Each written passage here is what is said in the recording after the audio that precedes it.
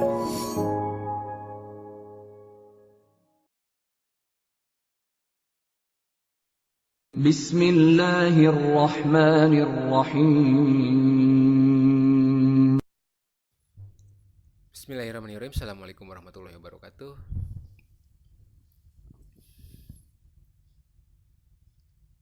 Innal hamdalillah nahmaduhu wa nasta'inuhu wa nastaghfiruh wa na'udzu billahi min syururi anfusina wa min sayyiati a'malina may yahdihillahu fala mudilla lahu wa may yudlil fala hadiya lahu. Asyhadu an la ilaha illallah wahdahu la syarikalah wa asyhadu anna Muhammadan abduhu wa rasuluh. Alhamdulillah, pada kesempatan kali ini kita dapat berjumpa kembali pada mata kuliah pengembangan berorientasi objek, di mana pada kesempatan kali ini kita masuk ke pertemuan ke-13 ya. Tinggal 2 pertemuan lagi berarti dengan ini, di mana pada kesempatan kali ini kita akan membahas sebuah metodologi pengembangan berorientasi objek ya. Kalau kemarin kita menggunakan SDLC sebagai acuan pembelajaran agar lebih terstruktur ya, agar lebih memahami bagaimana fase-fase yang ada, dan kita akan coba mengimplementasikan dengan membahas sebuah metodologi yang sudah atau yang memang itu merupakan metodologi berorientasi objek. Sebelumnya kita berdoa dulu. Bismillahirrahmanirrahim. Robbi jidni ilman warjuni fahman. Allahumma inni as'aluka ilman nafi'an wa na'udzubika min ilmi la yanfa'. Oke. Metodologi yang akan kita bahas pada kesempatan kali ini adalah metodologi Rational Unified Process atau biasa disingkat sebagai RUP. Apa itu RUP? RUP merupakan suatu metodologi rekayasa perangkat lunak yang dikembangkan dengan mengumpulkan berbagai best practice yang terdapat dalam industri pengembangan perangkat lunak.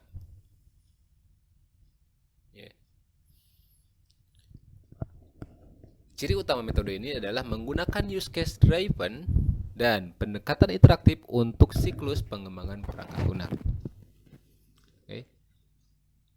Pada pertemuan sebelumnya kita sudah membahas mengenai software engineering process yang menggunakan metodologi atau menggunakan kerangka SDLC, berpacuan kepada SDLC, yang dimulai dari requirement ya, sampai ke fase deployment. Atau kalau di slide ini adalah software engineering process secara generik dari mulai initial planning, business modeling, planning, requirement, analysis, design, implementation, evaluation sampai test dan deployment. Kita sudah membahas masing-masing teknis atau masing-masing aktivitas yang dilakukan dari mulai requirement analysis ya. Requirement analysis itu membahas bagaimana sebuah atau bagaimana aktivitas yang dilakukan untuk menggali kebutuhan mengenai fungsional sistem, sehingga nanti akan dijadikan acuan baik dalam aktivitas testing oleh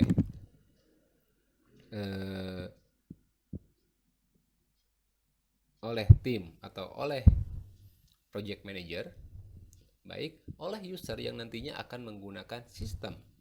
Kita sudah bahas dari awal, dari mulai tahap requirement penggaliannya, dari pengumpulannya, dari mulai observasi, dokumen analis, joint application development, kuesioner, dan interview. Oke. Pada kesempatan kali ini kita akan membahas mengenai Rational Unified Process. Unified Process RUP sendiri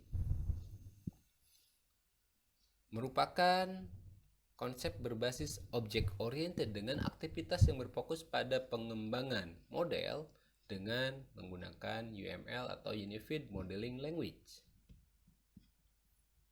UML RUP sendiri merupakan hasil kerja awal dari Three Amigos, Ivar Jacobson, Grady Bosch, dan James Rumbaugh. Dengan konsep utama ada model, workflow, alur kerja atau worker dan worker ya. Workflow dan worker. alur kerja dan siapa pekerjaannya, fasa dan iterasi. Ya, RUP sendiri merupakan konsep object oriented dengan aktivitas yang berfokus atau dengan ciri, ya, dengan ciri atau dengan prinsip kerja yang didasarkan pada 6 kunci prinsip kerja bagi pengembangan bisnis yang terkendali, yaitu yang pertama, mengadaptasi proses. Ya, mengadaptasi proses. Bagaimana proses tersebut diadaptasi dari mungkin dari yang manual, ya, dengan beberapa perubahan, ya, ke dalam bentuk digital atau dalam bentuk sistem. Lalu menyeimbangkan prioritas dari para stakeholder. Stakeholdernya siapa, lalu disesuaikan dengan keseimbangannya atau prioritasnya. Melakukan kolaborasi antar tim, mendemonstrasikan hasil-hasil yang ada secara berulang-ulang, menaikkan level abstraksi dari sebuah software, dan memfokuskan pada kualitas secara terus-menerus. RUP sendiri menggunakan konsep object oriented dengan aktivitas yang berfokus pada pengembangan model dengan menggunakan Unified Modeling Language, yaitu bisa kita lihat, ya, dalam diagram itu ada 2 dimensi. Dimensi pertama digambarkan secara horizontal, ya, di mana dimensi ini mewakili aspek-aspek dinamis dari pengembangan perangkat lunak. Aspek ini dijabarkan dalam tahapan pengembangan atau fase. Setiap fase akan memiliki suatu major milestone yang menandakan akhir dari awal dari fase selanjutnya. Setiap fase terdiri dari beberapa iterasi. Ya, yang horizontal berarti ke lurus ke kanan, ya, mendatar. Itu fasenya ada inception, elaboration, construction, dan transition. Dan biasanya dimensi ini yang lebih sering digunakan sebagai acuan dalam penyusunan laporan. Sedangkan dimensi kedua itu digambarkan secara vertikal atau menukik ke bawah. Dimensi ini mewakili aspek-aspek statis, ya, dari proses pengembangan perangkat lunak yang dikembangkan atau yang dikelompokkan ke dalam beberapa disiplin. Proses pengembangan perangkat lunak yang dijelaskan ke dalam beberapa disiplin terdiri dari 4 elemen penting, yakni who is doing, what, how, and when. Di mana fase ini atau dimensi ini terdiri atas aktivitas business modeling, requirement, analysis and design, implementation, testing, deployment, configuration and change management, project management, environment. Jadi dalam dimensi kedua ini, meskipun sebetulnya lebih, kalau kita menggunakan aktivitas laporan atau penggunaan laporan, sebetulnya lebih pas menggunakan dimensi kedua ketimbang dimensi pertama. Kenapa? Kalau kita lihat dari aktivitas yang ada, ya, itu antara, kalau dimensi kita menggunakan dimensi pertama, itu kita harus beberapa menyinggung beberapa aktivitas. Kalau kita menggunakan fase misalkan inception, kita akan menyinggung beberapa aktivitas dari mulai business modeling, requirement, analysis and design, ya. Ada project management dan environment. Apa tandanya atau apa maksudnya? Di sini berarti dalam satu fase inception kita bisa melakukan langsung business modeling, requirement, project management, and environment. Begitu juga dengan elaboration, construction, dan transition. Kita bisa melihat dari grafik itu yang dominan yang sebelah mana. Contoh di inception itu yang paling dominan adalah fase atau aktivitas business modeling, requirement, analisis desain. Sehingga di sini menunjukkan bahwa penggunaan tim atau ketika kita melakukan tim secara tim, ya, maka semuanya bisa berbarengan dengan memperhatikan tadi seperti ciri kerja dari atau ciri kunci 6 kunci prinsip dari RUP, ya, memperhatikan kualitas dengan melibatkan project manager atau project management dan environment, ya, pengambil keputusan dalam aktivitas pembuatan atau perancangan sistem, sehingga sistem yang dihasilkan diharapkan dapat terkembali.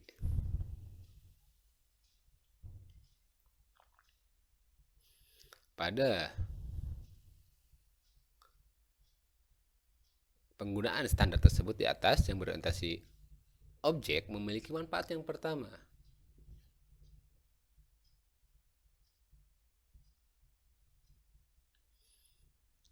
Improve productivity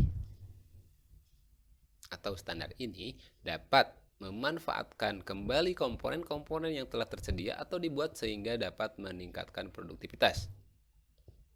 Yang kedua, ada deliver high quality system, di mana kualitas sistem informasi dapat ditingkatkan sebagai sistem yang dibuat pada komponen-komponen yang telah teruji atau well tested and well proven, sehingga dapat mempercepat delivery atau pengiriman sistem informasi yang dibuat dengan kualitas yang tinggi.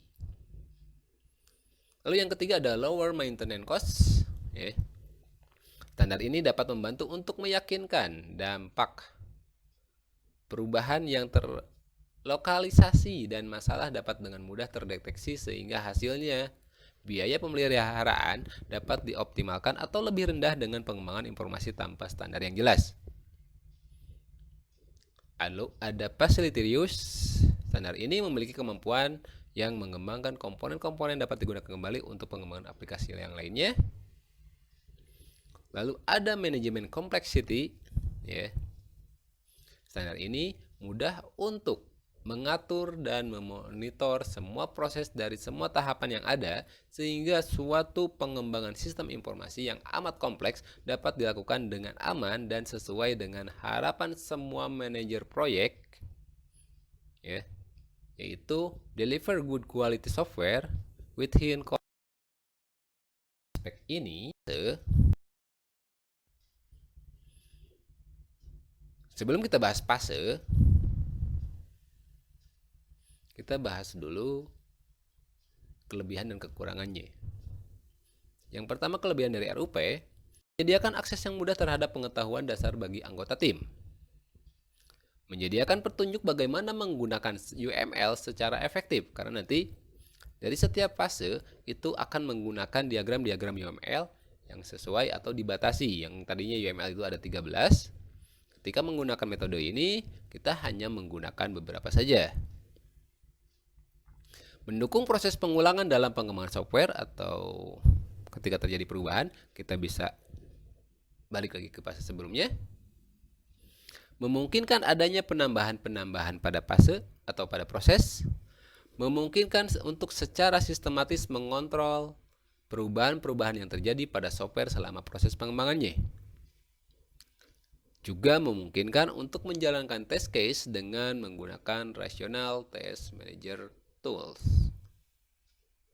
Adapun kekurangannya yaitu metodologi ini hanya dapat digunakan pada pengembangan perangkat lunak yang berorientasi objek, ya. Jadi kita tidak bisa menggunakan pemodelan lain selain UML. Oke.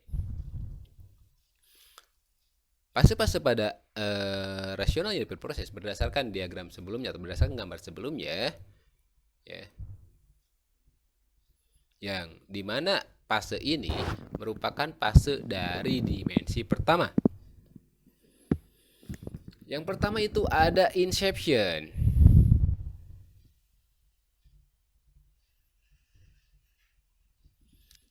Pada tahap ini, pengembang mendefinisikan batasan kegiatan melakukan analisis kebutuhan user. Jadi dipisah ya. Pada tahap ini, pengembang mendefinisikan batasan kegiatan atau batasan sistem Yang kedua, melakukan analisis kebutuhan user atau requirement system, melakukan perancangan awal perangkat lunak dengan menggunakan perancangan arsitektural dengan use case, dan pada akhir tahap ini, prototipe perangkat lunak versi alpha harus sudah dirilis. Jadi bisa saja kita membuat sistem versi alpha dulu, ya, lalu disesuaikan dengan use case-nya, ya, dan kita rilis. Atau bisa saja bahwa perangkat versi alpha itu merupakan dalam bentuk use case saja, dengan detail apa yang kondisi-kondisi detail dari use case tersebut berupa skenario use case. Adapun kegiatan-kegiatan yang dilakukan dalam tahap inception ini adalah yang pertama, menentukan ruang lingkup project. Ruang lingkup project ini meliputi yang pertama tata cara untuk menentukan waktu project dimulai, perencanaan lingkup project yang akan dikerjakan, pendefinisian ruang lingkup project, verifikasi project, serta kontrol atas perubahan yang mungkin terjadi saat project tersebut dimulai. Tujuan utamanya adalah untuk ruang lingkup sistem secara memadai sebagai dasar untuk mengesahkan biaya awal dan anggaran. Lalu yang kedua adalah membuat business use case atau business case. Business case adalah alat yang mendukung perencanaan dan pengambilan keputusan, termasuk keputusan tentang apakah yang akan dibeli, produk apa yang akan dibawa ke pasar, proyek apa yang akan didanai, dan vendor mana yang akan dipilih atau kapan proyek tersebut dilaksanakan. Business case umumnya dirancang untuk menjawab pertanyaan seperti di atas tentang konsekuensi dari suatu tindakan atau keputusan. Dalam tahap ini, kasus bisnis yang mencakup konteks bisnis, faktor-faktor kesuksesan, diharapkan pendapatan, pengenalan pasar dan lain-lain, dan perkiraan keuangan dibuat. Untuk melengkapi kasus bisnis, kasus penggunaan, dasar model, rencana proyek, dan penilaian risiko awal dan deskripsi proyek, atau inti persyaratan proyek, kendala dan fitur utama yang dihasilkan. Dan yang terakhir, aktivitas yang dilakukan dalam fase inception ini adalah menjawab pertanyaan apa yang dikerjakan dapat menciptakan good business sense sehingga proyek dapat dilakukan. Meskipun pada fase ini, kalau saya bilang di laporan-laporan kakak tingkat Anda ada sedikit kesalahan di mana tidak ada peninjauan proyek sehingga proyek dapat dilakukan. Sebuah kasus bisnis yang baik juga mengidentifikasi faktor kesuksesan dan kontingensi yang harus dikelola untuk menargetkan tingkat untuk mencapai hasil yang diharapkan, dan kasus ini juga harus mengidentifikasi resiko, faktor yang tidak dapat dikendalikan atau dikelola tetapi yang dapat menyebabkan hasil yang berbeda untuk muncul. Pada fase inception ini berarti sudah jelas. Pada fase ini, kalau dalam diagram UML kita hanya menggunakan use case diagram. Adapun kalau kita menggunakan activity diagram, biasanya digunakan sebagai penggambaran proses bisnis yang sedang berjalan. Kalau kita ingin menjabarkan dulu proses bisnis yang berjalan, nanti perubahan ke use case-nya seperti apa, maka activity diagram dapat digunakan di awal. Pada fase ini juga dihasilkan yang kedua. Sebelum use case sebetulnya, yang pertama fungsi sistemnya ini buat apa? Yang kedua, spesifikasi fungsional dan non-fungsional sistem. Yang ketiga ada use case. Yang keempat ada skenario use case. Dan yang kelima penilaian project. Apakah project dapat dilanjutkan atau tidak? Oke. Kita baru masuk ke fase inception. Dan biasanya fase inception ini akan berpengaruh kepada fase-fase berikutnya. Ketika ada terjadi perubahan pada fase inception, biasanya akan menambah atau mengurangi diagram-diagram yang selanjutnya. Yang berikutnya, fase elaboration. Pada tahap ini dilakukan perancangan perangkat lunak mulai dari menspesifikasikan fitur perangkat lunak hingga perilisan prototipe versi beta dari perangkat lunak. Tujuan utamanya adalah untuk mengurangi resiko kunci item diidentifikasi dengan analisis hingga akhir fase ini. Fase perluasan di mana proyek mulai terbentuk. Dalam tahapan ini, masalah analisis domain dibuat dan proyek arsitektur mendapatkan bentuk dasarnya. Kegiatan yang dilakukan pada tahapan ini adalah yang pertama, menganalisis berbagai persyaratan dan resiko. Di dalam sebuah proyek, terdapat beberapa persyaratan-persyaratan yang harus dipenuhi agar proyek tersebut dapat terlaksana dengan baik. Selain itu, melakukan analisa terhadap risiko juga diperlukan agar saat risiko tersebut terjadi, sudah ada persiapan untuk penanggulangan risiko-risiko yang akan terjadi tersebut. Lalu pada fase elaboration juga, aktivitasnya atau kegiatan yang dilakukan yang kedua adalah menetapkan baseline.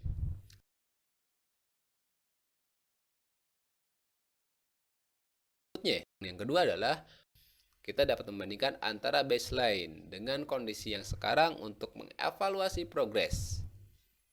Sebelum kita melakukan proses updating dari sebuah schedule, kita harus terlebih dahulu membuat sebuah baseline. Dan pada aktivitas yang kegiatan yang dilakukan pada fase elaboration ini, ya, fase yang ketiganya adalah atau kegiatan yang ketiganya adalah merencanakan fase berikutnya, yaitu construction, yang dimana merupakan titik awal perancangan dan pengembangan testing yang dapat dipakai untuk menganalisis interaksi. Oke, baru dua fase, inception dan elaboration.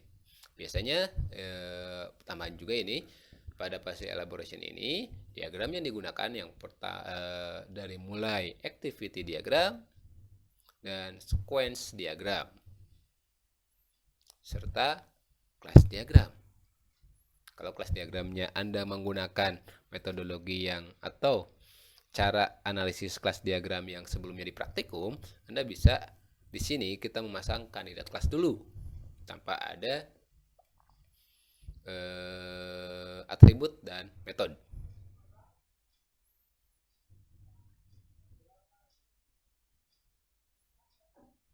Oke. Atau pada fase ini juga sebagian penelitian menyampaikan kelas diagram secara utuh dilengkapi dengan kelas diagram berupa atribut dan metodenya. Oke. Inception dan elaboration kita sudah, kita masuk ke fase construction atau fase konstruksi.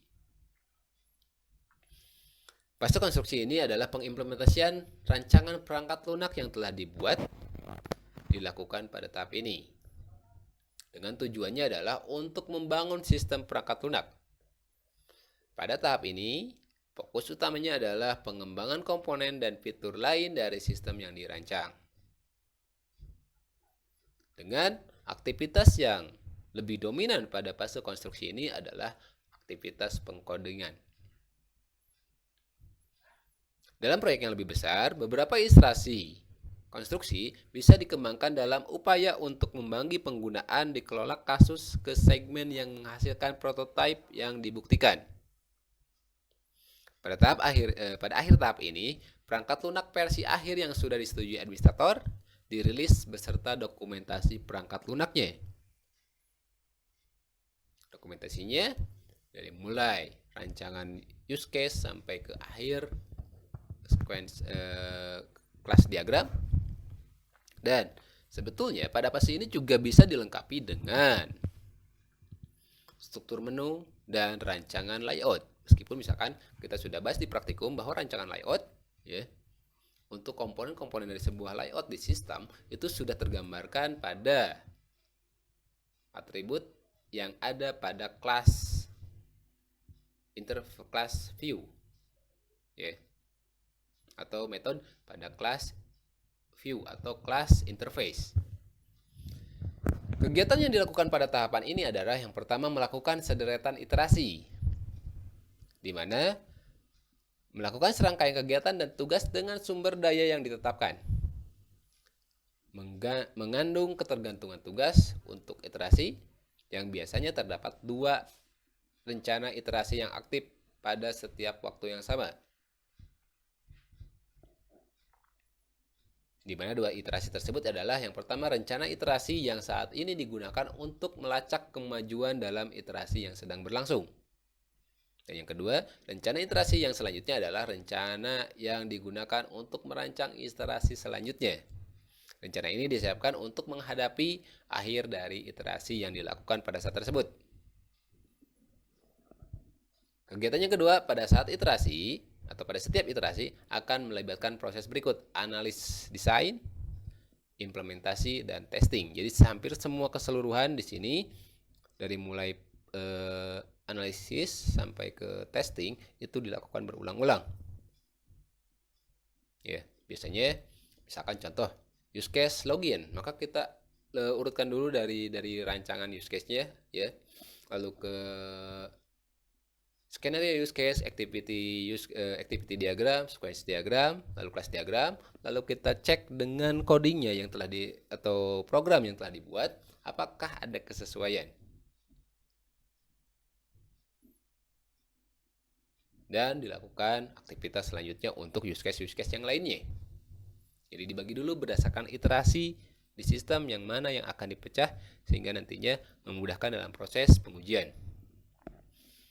Dan kita masuk ke fase keempat atau fase yang terakhir, ya, itu adalah fase transition atau fase transisi. Fase transisi ini adalah aktivitas instalasi, deployment, dan sosialisasi perangkat lunak yang dilakukan pada tahap ini. Maka pada tahap ini tujuan utamanya adalah untuk transisi sistem dari ke pengembang ke produksi. Membuatnya tersedia untuk dan dipahami oleh pengguna akhir. Jadi kalau ada pemahaman di skripsi kakak tingkat Anda, sebetulnya fase testing atau pengujian itu ada pada fase construction. Adapun kalau misalkan dari metodologi yang dipisah ya, atau dari skripsi yang dipisah ada metodologi setelah testing, itu adalah black box testing. Sebetulnya itu adalah penggantian dari aktivitas testing yang dipisahkan secara khusus menggunakan black box testing. Meskipun pada prinsipnya bisa saja testing merupakan bagian dari construction. Sedangkan fase transition ini adalah fase instalasi sistem yang telah dibuat ke organisasi. Deployment, menggambarkan diagram. Deploy atau merancang diagram-diagram komponen yang dibutuhkan, baik secara sistem ataupun hardware, ya, ketika sistem diterapkan. Lalu ada aktivitas sosialisasi perangkat lunak yang dilakukan pada tahapan transition ini. Kegiatan ini juga meliputi pelatihan terhadap akhir pengguna dan pengelolaan dan beta testing,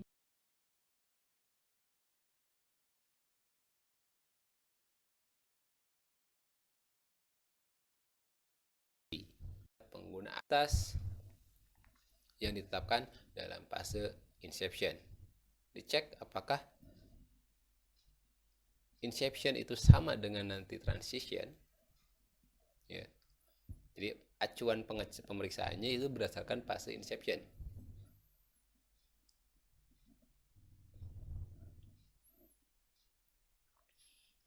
Kegiatan yang dilakukan pada tahap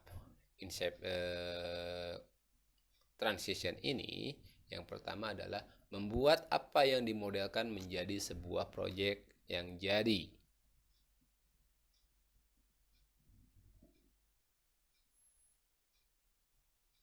Dengan aktivitas yang dilakukan adalah beta dan performance testing. Dicek bagaimana, apakah masih ada bug atau tidak. Ya. Lalu membuat dokumentasi tambahan seperti training, user guide, dan sales kit.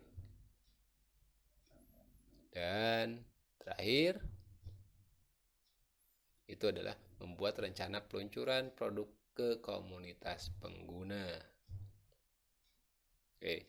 Dan sampai fase tersebut kita sudah menyelesaikan aktivitas dari rational unit process, di mana